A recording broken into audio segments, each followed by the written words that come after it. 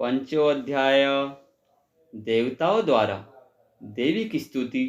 चंडमुंड के मुख से अंबिका के रूप की प्रशंसा सुनकर सुख का उनके पास दूध भेजना और दूध का निराश लौटना।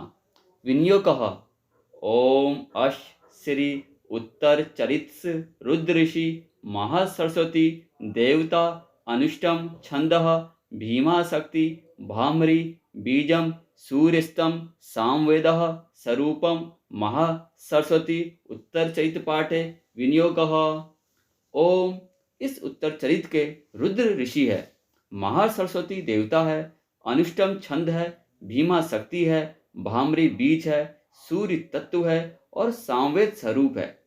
महासरस्वती की प्रसन्नता के लिए उत्तर चरित्र के पाठ में इसका विनियोग किया जाता है। ध्यानम। जो अपने कर कमलों में घंटा, शूल, हल, शंख, मूसर, चक्र, धनुष और बाण धारण करती है, शरद ऋतु के शोभा संपन्न चंद्रमा के समान, जिनकी मनोहर क्रांति है, जो तीनों लोकों की आधारभूता और शुभ आदि दैत्यों का नाश करने वाली है, तथा गौरी के शरीर से जिनका प्राकटक हुआ है, उन महासरस्वती देवी का मैं निरंतर भजन करता हूँ। ऋषि कहते हैं, पूर्व कांड में शुभ और निशुभ नामक असुर ने अपने बल के घमंडों में आकर सचीपति इंद्र के हाथ से तीनों लोकों का राज्य और यज भाग छीन लिए। वे ही दोनों सूर्य, चंद्रमा, कुबेर, यम और वरुण के अधिकार का भी उपयोग करने लगे। वायु और अग्नि का कार्य भी वे ही करने लगे। उन दोनों ने सब देवताओं को अपमानित, राज्यभ्रष्ट, पराजित तथा अधिकारहीन करके स्वर्ग से निकाल दिया। उन दोनों महान असुरों से तिरस्कृत देवता ने अपराजिता देवी का स्मरण किया और सोचा, जगदम्बे, हम लोगों को वर दिया था कि आपातकाल में स्मरण करने पर मैं तुम्हारी सब आपत्तियों का तत्काल नाश कर दूंगी। यह विचार कर देवता गिरिराज हिमालय गए और वहां भगवती विष्णु माया की स्तुति करने लगे। देवा उचह, देवता बोलते हैं, देवी को नमस्कार है। महादेवी शिवा को सर्वदा नमस्कार है। प्रकृति एवं भरदा को प्रणाम है। हम लोग नियम पूर्वक जगदम्बा को नमस्कार करते हैं। रुद्रा को नमस्कार है। नित्या, गौरी एवं धाती को बारंबार नमस्कार है। चंद्र रूपी एवं सुख स्वरूपा देवी को सत प्रणाम है। शरणागतों का कल्याण करने वाली वृद्धि एवं सिद्ध रूपा देवी को हम बारंबार नमस्कार करते हैं। राक्षसों की लक्ष्मी, राजाओं की लक्ष्मी तथा शिव पत्नी स्वरूपा आप जगदम्बा को बार बार नमस्कार है। दुर्गा, दुर्गपारा, दुर्गम, संकट से पार उतारने वाली सारा, सबकी सारभूता, सर्वकारिणी, ख्याति, कृष्णा और धुमा देवी को सर्वदा नमस्कार है। अत्यंत सौम्य तथा अत्यंत रुद्रा रूप देवी को हम नमस्कार करते हैं। उन्हें बारंबार प्रणाम है। जगत की आधारभूता कीर्ति देवी को बारंबार नमस्कार है। जो देवी सब प्राणियों में विष्णु माया के नाम से कही जाती है, उनको नमस्कार है, उनको नमस्कार है, उनको बारंबार नमस्कार है।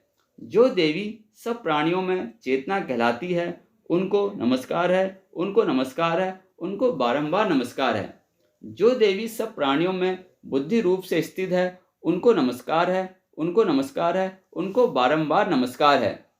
जो देवी सब प्राणियों में निर्दय रूप में स्थित है, उनको नमस्कार है, उनको नमस्कार है, उनको बारंबार नमस्कार है। जो देवी सब प्राणियों में सुरदा रूप से स्थित है, उनको नमस्कार है, उनको नमस्कार है, उनको बारंबार नमस्कार है। जो देवी सब प्राणियों में छाया रूप में स्थित है, उनको नमस्कार है, उनको नमस्कार है, उनको बारंबार नमस्कार है। जो देवी सब प्राणियों में शक्ति रूप से स्थित है, उनको नमस्कार है, उनको नमस्कार है, उनको बारंबार नमस्कार है। जो देवी सब प्राणियों में कृष्णा रूप से स्थित है, उनको नमस्कार है, उनको नमस्कार है, उनको बारंबार नमस्कार है।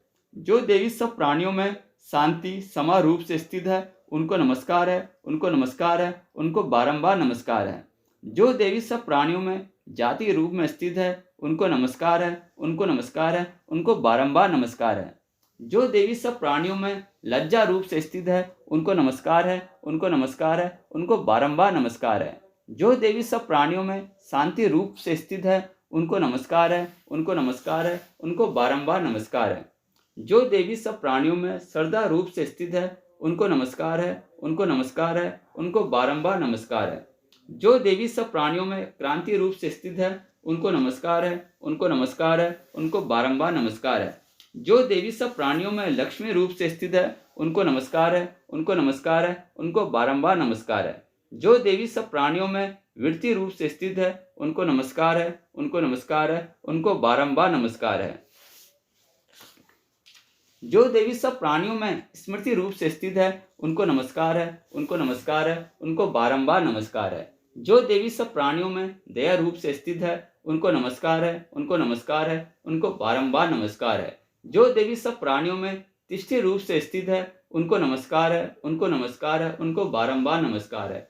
जो देवी सब प्राणियों में माता रूप से स्थित है, उनको नमस्कार है, उनको नमस्कार है, उनको बारंबार नमस्कार है। जो देवी सब प्राणियों में भ्रांति रूप से स्थित है, उनको नमस्कार है, उनको नमस्कार है, उनको बारंबार नमस्कार है। जो जीवों के इंद्रिय वर्ग की अधिष्ठाठी देवी एवं सब प्राणियों में सदा व्यापक रहने वाली है, उन व्याप्ति देवी को बारंबार नमस्कार है। जो देवी चेतन रूप से इस संपूर्ण जगत को व्यापक करके स्थित है, उनको नमस्कार है, उनको नमस्कार है, उनको बारंबार नमस्कार है।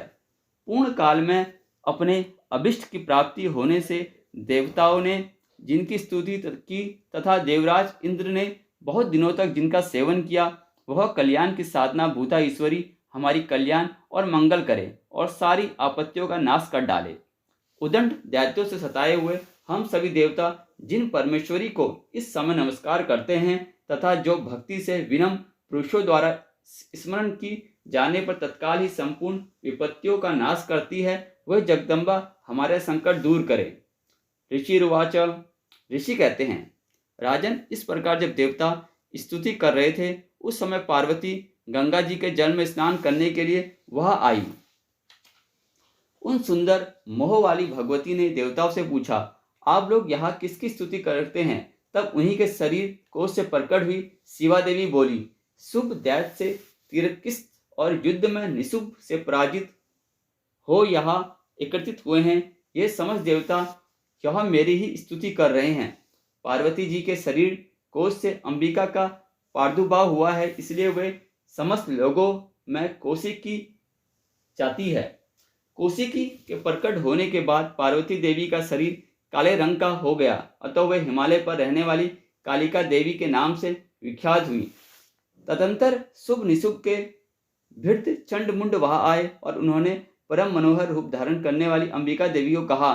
फिर वे शुभ के पास जाकर बोले, महाराज, एक अत्यंत मनोहर स्त्री है जो अपनी दिव्य क्रांति से हमारे हिमालय को प्रकाशित कर रही है। वैसा उत्तम रूप कहीं किसी ने नहीं देखा है। असुरेश्वर, पता लगाइए वह देवी कौन है और उसे ले लीजिए। स्त्रियों में तो वह रत्न है, उसका प्रत्येक अंग बहुत ही सुंदर है तथा वह अपने श्री अंगों की प्रभा से संपूर्ण दिशाओं में प्रकाश फैला रही है। दैत्यराज, अभी वह हिमालय पर ही मौजूद है, आप उसे देख सकते हैं। प्रभु, तीनों लोगों में मणि, हाथी और घोड़े आदि जितने भी रत्न हैं, वे सब इसमें आपके घर में शोभा पाते हैं। हाथियों में रत्नभूत ऐरावत, यह प्राजित का विश्व और यह ऊंचे शवा घोड़ा, यह सब आपने इंद्र से लिया है। हंसों से जुता हुआ वह विमान भी आपके आंगन में शोभा पाता है। यह रत्नभूत अद्भुत विमान जो पहले वर्मा जी के पास था, अब आपके यहाँ लाया गया है। यह महापग नामक निधि आप कुबेर से छीन लाए हैं। समुद्र में आपको किंजकली नाम की माला भेंट की, जो केसरों से सुशोभित है और जिसके कमल कभी कुमलाते नहीं है। शौणों की वर्षा करने वाला वरुण छत्र भी आपके घर में शोभा पाता है तथा यह श्रेष्ठ जो पहले प्रजापति के अधिकार में था वह आपके पास मौजूद है।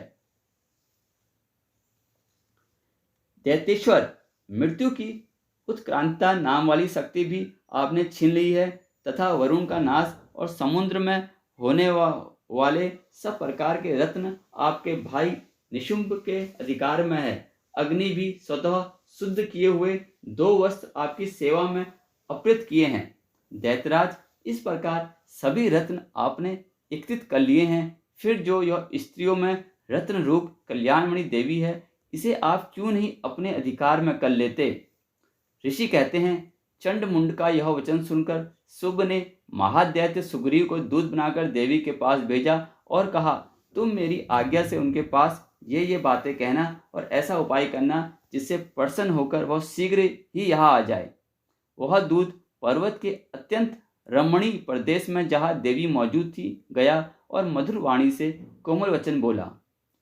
दूत उवाचा, दूत बोलता है, देवी, दैत्यराज शुभ इस समय तीनों लोगों के परमेश्वर है। मैं उन्हीं को भेजा हुआ दूत है और यहाँ तुम्हारे ही पास आया है।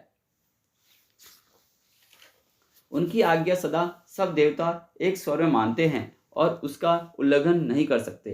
वे संपूर्ण देवता परास्त कर चुके हैं। उन्होंने तुम्हारे लिए जो संदेश लिया है उसे सुनो। संपूर्ण त्रिलोकी मेरे अधिकार में है। देवता भी मेरे आज्ञा के अधीन चलते हैं। संपूर्ण यज्ञों के भागों में ही पृथक पृथक भोगता हूँ। तीनों लोगों में जितने श्रेष्ठ रत्न हैं वे सब मेरे अधिकार में है। देवराज इंद्र का वाहन ऐरावत जो हाथियों में रत्न के समान है मैंने छीन लिया है। क्षीर सागर का मंथन करने से जो अश्वरत्न ऊंचे श्व प्रकट हुआ था उसे देवताओं ने मेरे पैरों पर पड़कर समर्पित किया है। सुंदरी, उनके सिवा और भी जितने रत्नभूत पदार्थ देवताओं, गंधर्वों और नागों के पास थे वे सब मेरे ही पास आ गए हैं। देवी, हम लोग तुम्हें संसार की स्त्रियों में रत्न मानते हैं, अतः तुम हमारे पास आ जाओ, क्योंकि रत्नों का उपभोग करने वाले हम ही है। चंचल कटाक्षों वाली सुंदरी, तुम मेरी या मेरे भाई महापराक्रमी निशुंभ की सेवा में आ जाओ, क्योंकि तुम रत्न स्वरूपा हो। मेरा वरण करने से तुम्हें तुला रहित महान ऐशों की प्राप्ति होगी। अपनी बुद्धि से यह विचार कर तुम मेरी पत्नी बन जाओ। ऋषि कहते हैं, दूत के यूं कहने पर कल्याणमणि भगवती दुर्गा देवी जो इस जगत को धारण करती है मन ही मन गंभीर भाव से मुस्कुराई इस प्रकार बोली। देवी ने क्या कहा सुनिए। दूत, तुमने सत्य कहा है, इसमें तनिक भी मिथ्या नहीं है। शुभ तीनों लोगों का स्वामी है और निशुंभ भी उसी के समान पराक्रमी है, किंतु इस विषय में मैंने जो प्रतिज्ञा कर ली है उसे मिथ्या कैसे करूं? मैंने अपनी अल्पबुद्धि के कारण पहले से ही प्रतिज्ञा कर रखी है, उसे सुनो। जो मुझे संग्राम जीत लेगा, जो मेरे अभिमान को चूर कर देगा तथा संसार में जो मेरे समान बलवान होगा वही मेरा स्वामी होगा। इसलिए शुभ अथवा महादैत्य निशुंभ स्वयं ही यहाँ पधारे और मुझे जीतकर शीघ्र ही मेरा परिग्रहण करे। इसमें विलंब की क्या आवश्यकता है? दूत बोला, देवी, तुम घमंड में भरी हो, मेरे समान ऐसी बातें न करो। तीनों लोगों में कौन ऐसा पुरुष है जो शुभ निशुंभ के सामने खड़ा हो सके? देवी, अन्य दैत्यों के समान भी सारे देवता युद्ध में नहीं ठहर सकते, फिर तुम अकेली स्त्री होकर कैसे ठहर सकती हो? जिन शुभ आदि दैत्यों के सामने इंद्र आदि सब देवता भी युद्ध में खड़े नहीं हुए, उनके सामने तुम स्त्री होकर कैसे जाओगी? इसलिए तुम मेरे ही कहने से शुभ निशुंभ के पास चली चलो। ऐसा करने से तुम्हारे गौरव की रक्षा होगी, अन्यथा जब वे केस पकड़कर घसीटेंगे तब तुम्हें अपनी प्रतिष्ठा खोकर जाना पड़ेगा। देवी ने कहा, तुम्हारा कहना ठीक है, शुभ बलवान है और निशुंभ भी बड़े पराक्रमी है, किंतु क्या करूं, मैंने पहले बिना सोचे समझे प्रतिज्ञा कर ली है। अतः अब तुम जाओ, मैंने तुमसे जो कहा है वह सब दैत्यराज से आदरपूर्वक कहना, फिर वे जो उचित जान पड़े करे।